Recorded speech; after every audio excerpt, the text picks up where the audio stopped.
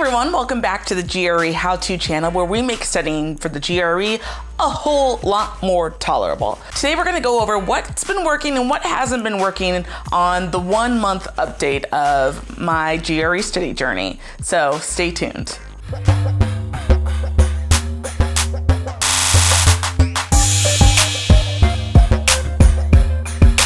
So I actually was uploading videos and I realized that I have been doing this officially for 1 month, Tuesdays and Fridays, and it's been a really wonderful experience. As I said in the last video, I really appreciate all of the support and feedback that I've been getting from many of you all over the interwebs, and I hope to get better as you encourage me and give me feedback on what works and what doesn't. I've actually been doing some reflecting myself to try to figure out what's going well and what isn't and what can I really optimize. As I mentioned in one of my previous videos, my test is coming up in about 2 months now, and that is going to be exciting because I'll have a chance to show ETS what I'm made of, you know? Like it's gonna be cool, you know? Okay, it's not gonna be cool, but I am really excited to be prepared for the time that I'm going to be spending in a proctored exam with other people. Cool, all right. I did promise you I was gonna bring you energy, right? Like, we're gonna make this positive and we're going to keep our why intact, right? We're doing this because we're going to go and use this test score to go do something greater than ourselves. So, yes. Anyway, you may have noticed that I don't hold up the 5-pound book of GRE book anymore, because that's actually one of the things I found out was just not working for me. Having the physical book that literally, I mean, I don't know if it actually is 5 pounds, but it is really big and really bulky, just made it a lot less easy for me to kind of study on the go. And it made it a lot easier to make excuses about why I'm not gonna study today, or, you know, it's too big and I wanna take a clutch today, so I'm not gonna bring that book. And like, it's too big and I don't, you know, I'm flying Spirit because I'm using my own money to buy plane tickets, and let's be real, I can do the Bear Fare, get a backpack, be done. I'm not gonna bring that book. That's too big, and I don't wanna get charged to carry on an extra bag. You know, so it's definitely a great book and a great resource, and I plan on, you know, going through it cover to cover, but I needed to figure out what to do to make it a lot easier for me to do so. So, quick fix. I mean, it was really an easy fix to overcome. I just got a digital version, duh.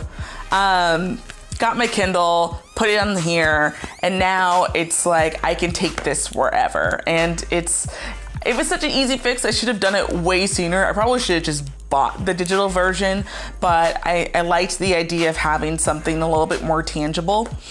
The cool thing about this, though, is having the digital version actually makes it a little bit more realistic to what it's going to be like when I take the test. I'm not going to have a paper version of the test. I'm going to be taking it all on a screen, so I can actually take advantage of having a digital version to work on a scratch paper and work on writing things down as I would if I were going to be taking the test. So that is one of the major optimizers that I have adopted since I started studying.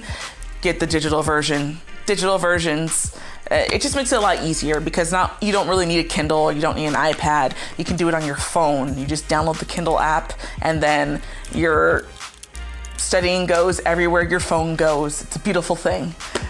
The next thing I did was keep a journal, and not just any journal, a journal with a pen loop.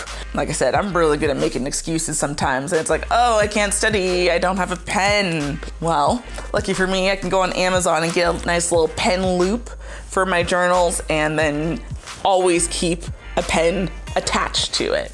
You know, it's a great way to just make sure that you are optimizing your time.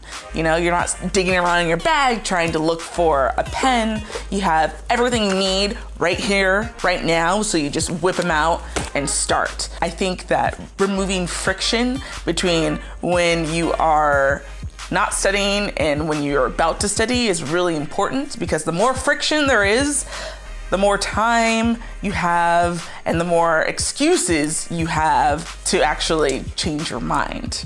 What are some things that you've been noticing as you've been studying? Are you noticing that you work better in coffee shops? Are you noticing that you work better in quieter places? Put your answers in the comments below and we can start talking about, you know, what works for you and what doesn't, and we can share some tips, because this is an ongoing journey and I haven't, you know, completely, you know, figured everything out. But I will say, you know, the two things I mentioned, the digital version of books, the ready-made journal ready for studying, and then something I discussed in one of my previous videos, which I'll put up on the card, having structured study time where it's like an hour and a half, but in 30-minute chunks, have been really helping me stay a lot more consistent with my studying. If you like this video, please give me a thumbs up. And if you haven't subscribed yet, why not? You know, it's a good day, it's sunny. Just click my face at the end of the video, and don't forget to click the bell to get notified when there's a new video up. I'll see you next time.